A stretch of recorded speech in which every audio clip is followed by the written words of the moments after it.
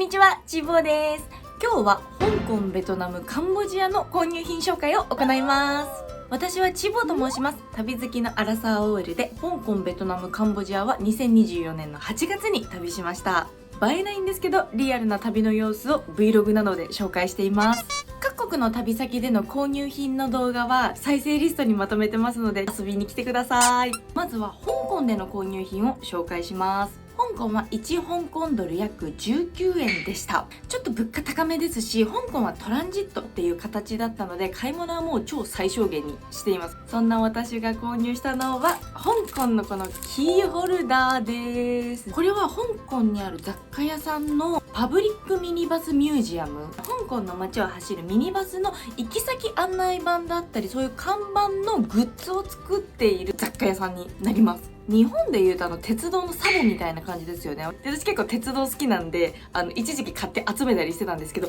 鉄オタの人とかは見ると燃えちゃうんじゃないですかね。こちらのキーホルダーは35香港ドル。これぐらいの大きさの看板は100香港ドルでした。で、ちなみにこれはオーダーメイドもできるそうなんで、よろしければね、概要欄とかにも載せておくんですけど、自分のオリジナルのグッズが作れます。店内はもう一面に何種類もあるんですよ。地名からそういったちょっと文章とか、猫飼ってますとかそういうのあるんですけど、ずらーっと並んでいて、で、写真とか動画撮影も OK ということで、いっぱい撮らせていただいたんですけど、ちょっと鉄道オタクのもので、これはだいぶテンションが上がりました。で、意外なことにもカード使えるんだと思っていったら、現金のみだそうです。なので、私みたいに同じくトランジットだしカード使えるでしょみたいな思ってると、意外とね、現金が必要だなっていう場面もあったんで、現金で支払いになります。以上、香港で購入したものはもうこの1点ですね。続いてはベトナムです。ベトナムはちょっと分かりやすくするために1000ベトナムドル6円ですね、日本円でいうと。ベトナムはやっぱり物価安かったです。で、まず購入したのはムーカンチャイという山奥の方ですね。モン族のバンダナです。ムーカンチャイっていう方にはベトナム人というかモン族っていう少数民族の方が住んでるようなエリアになっていて、そのモン族という方が頭に巻いていたバンダナになります。これはムーカンチャイのマーケットで購入しました。結構こういったモン族って言われる方は伝統的な民族衣装っていうのがあるんですけど、そういうのが売ってるお店がいっぱいありました。で、初めはね、いいねは10万ドンって言われたんですって。高いな、10万ドンかと思って一回ちょっとそこから出て、その時にね、帽子を忘れてっちゃって、もう一回戻った時に、じゃあこれ5万ドンでいいかなって言われて、もう一気に5万ドンに下がったんですけど、じゃあこれ3万ドンにしてよって言って3万ドンで購入しました。ここで売ってる人たちが実際にこう縫ったりとかしてる姿とかもね、見れるんですけど、服も着させてくれて、私はモン族の衣装にバーっていろいろ全部着させていただきました。巻き方っていうのが、普通に巻くだけなんですけど、こうやって三角にシュッと持ってきて、で、後ろがシュッこうやって結んで、こんな感じで皆さん頭に巻いてました。これが可愛くて、黄色もあるし、ピンクもあるし、水色もあるし、紫もあるしみたいな感じで、私は赤が良くて赤にしました。以上、モン族のバンダナでした。続いてはこちらしゃもじですなんでしゃもじ買ってんねんって話なんですけど、ムーカンチャイホームステイをさせていただいたんですけど、ご飯食べる時に炊飯器からよそってもらう時のしゃもじがこれだったんですよ。めちゃくちゃ可愛いと思って、これスプーンになってて、ちょっとこのプラスチックのカラフルな感じがちょっと昭和レトロっぽくて可愛いなって思って、でそしたらたまたまそのムーカンチャイの日用品で売ってて、これが売ってんだったらちょっと欲しいわ、私使いたいとか思ってで、そこの日用品ではね、10本1セットみたいな感じで袋でくくられてたんですよ。ちょっとダメ元で翻訳で、これ1本だけ欲しいんですけど買うことできますかって言ったら、オッケーオッケーみたいな、1本で購入しました。これね、5000ドンかな。めちゃくちゃ安かったです。ベトナムのしゃもじということで、これを購入しました。以上、ムーカンチャイの日用品店で購入したしゃもじでした。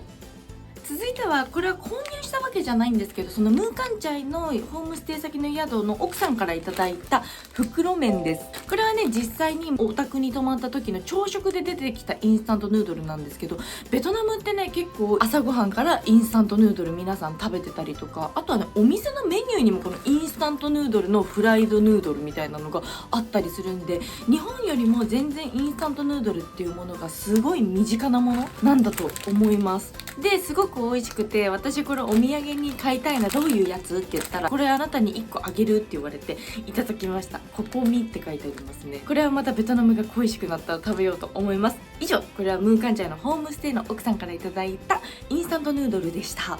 続いてはハノイのドンスアンマーケットで購入した食品サンプルマグネットです。生春巻きだったりバインセオだったり4つ購入しました。1個4000ドンって言われたのを4つ購入するからっていうことで1万5000ドンにしてもらいましたね。値段交渉は結構渋られたんで、あんまりそういう空気じゃないのかなみたいな、そのお店とかその人によるとは思うんですけど、可愛いです。私は食品サンプルがとても好きなので、海外でもこういうね食品サンプルのマグネットっていうのがあるので、ちょっと地味に集めています。ドンサンマーケットで購入した食品サンプルマグネットでした。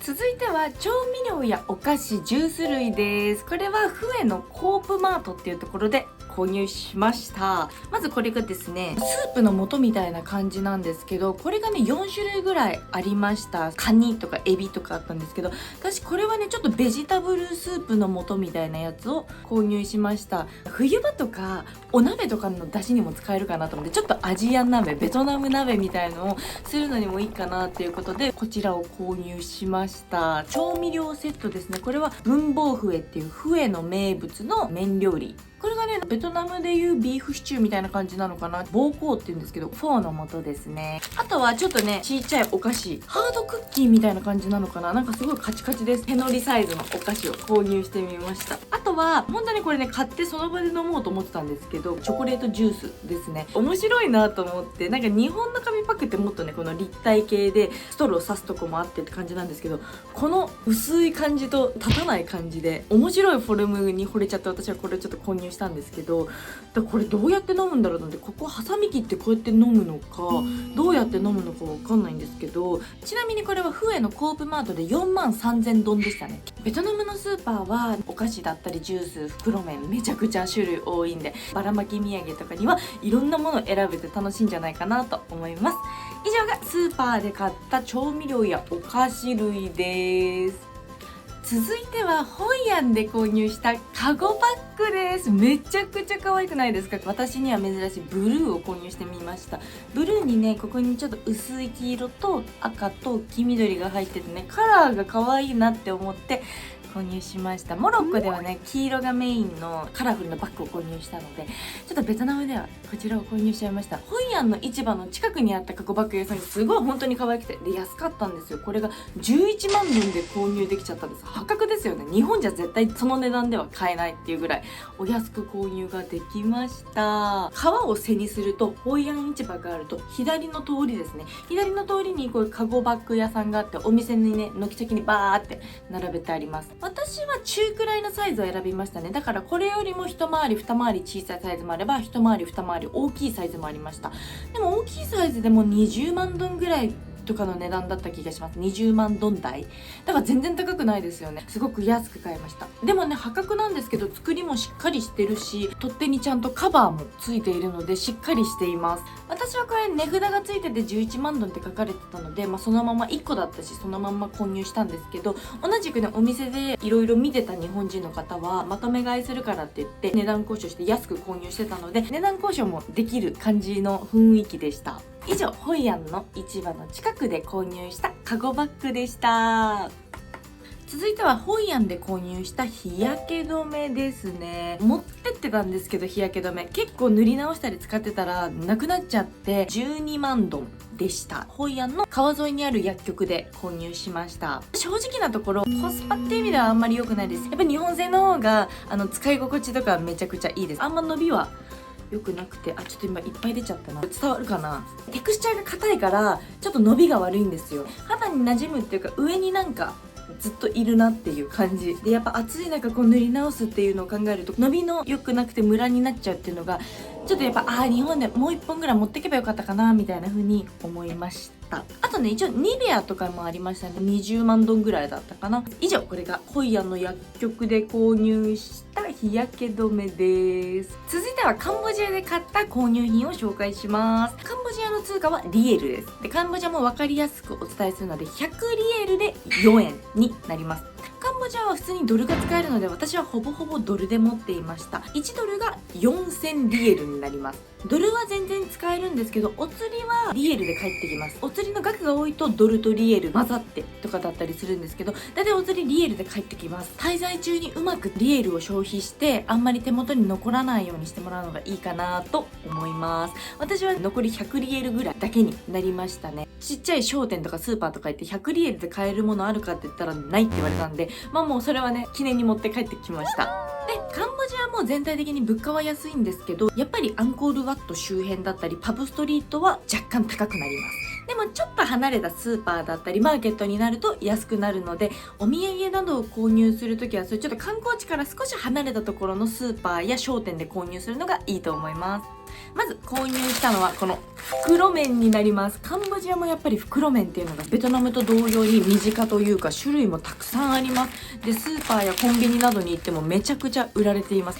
で値段は1個 0.25 ドルからだいたい 0.75 ドルぐらいとかかな。現地のものとかは割と安くて、私はこれ全部 0.25 ドルなので1000リエルで購入しましたね。もう最終日に手元に残ったリエルを消費するために1個1000リエルなんでだいたい40円ぐらいとかでリエルをいっぱい消費しました。これは普通にばらまき土産としていいなって思ったんでこちらを購入してみました。以上がカンボジアの袋麺でした。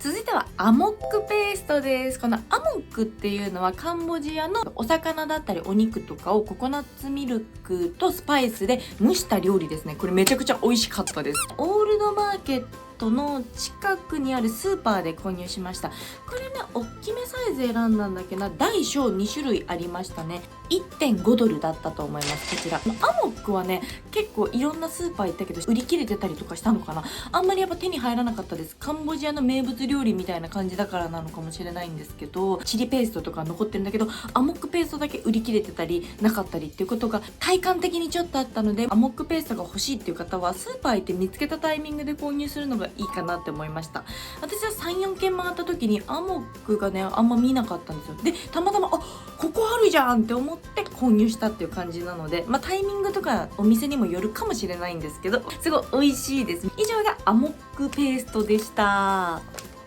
続いてはこちらタイガーバームですねはい、これもちょっとお土産用とかで購入したんですけど、ココナッツの容器に入ってて中はタイガーバームだったりリップバームとかいろいろありました。リップバームだとオーキッドとかラベンダーとかレモングラスとかリリーとかいろんな香りのものがありましたね。陶器のものもありました。でこれは先ほどのアモックペーストと同じスーパーで購入したんですけど、スーパーで買った方がね正直安いです。スーパーでは 1.75 ドルで買えるんですけど、お土産屋さんだとね3ドルかな、倍近く値段が変わります。で陶器のやつはスーパーでは、3ドルで売られてたんですけど、これもねお土産屋さんとかパブストリートの近くとか行っちゃうと5ドルで売られてましたね。同じもの買うんでも場所で倍近く値段が変わっちゃう。しかもこういうのって結構ばらまき土産とかいっぱい買っていろんな人に渡すのに重宝かなと思うんですよ。そういった意味では結構ちりつもになるかと思うので、ザ観光地みたいなところからちょっと離れたスーパーとかで購入するのがいいかなと思います。以上、私がこちらで買ったタイガーバームです。続いては今私が着ておりますアンコールビア T シャツです。こちらはねオールドマーケットで購入しました。5ドルでしたね。初め7って言われたんですけど、私今日最終日なんだって言ったら今日最終日なの、じゃあ分かった、5ドルにしてあげるって言われてね、そのまま5ドルで購入しました。値段交渉すればもっと安く買えるのかもしれないんですが、これ私 M サイズですね。こんな感じで群青色って言わない？今言わないのかな、わかんないんですけど、古着っぽい感じの色味っていうのとデザインが気に入って購入しちゃいました。カンボジアもベトナムもそうだったんですけど、とにかくめちゃくちゃ暑かった。なんか日本も暑いけど観光とかだとやっぱ一日中ずっと外にいて、とにかく暑くてとにかく汗かいてとにかくもう服がピチャピチャになるっていう。現地でもね T シャツとかこう薄いペラペラの T シャツっていうのは安く調達できるなと思いました。シェムリアップのパブストリートとかだと1ドルとかで売られてるんですよ。ほんと品質を気にしなければもうその上で着て捨てて帰ってくるぐらいのテンションであれば服ね全然1ドル2ドルぐらいで購入できます。そういう使い方、そういう買い方っていうのも、ありなのかなと思いましたという形で、私はこのオールドマーケットでアンコールビア T シャツ5ドルで購入しました。そして最後はこちらはもうリエル消費でちょっと購入したんですけど、フェイスマスクですね。0.75 ドルでした。なので3000リエルですね。で旅行とか行く時とかにそれこそ持ってって使おうかななんて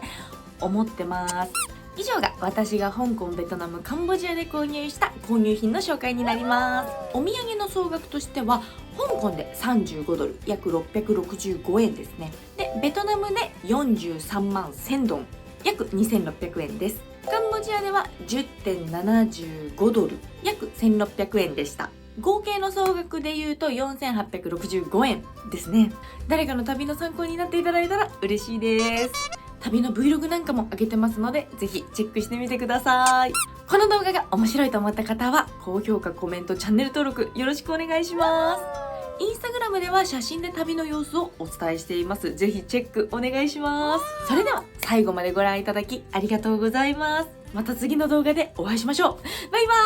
ーイ。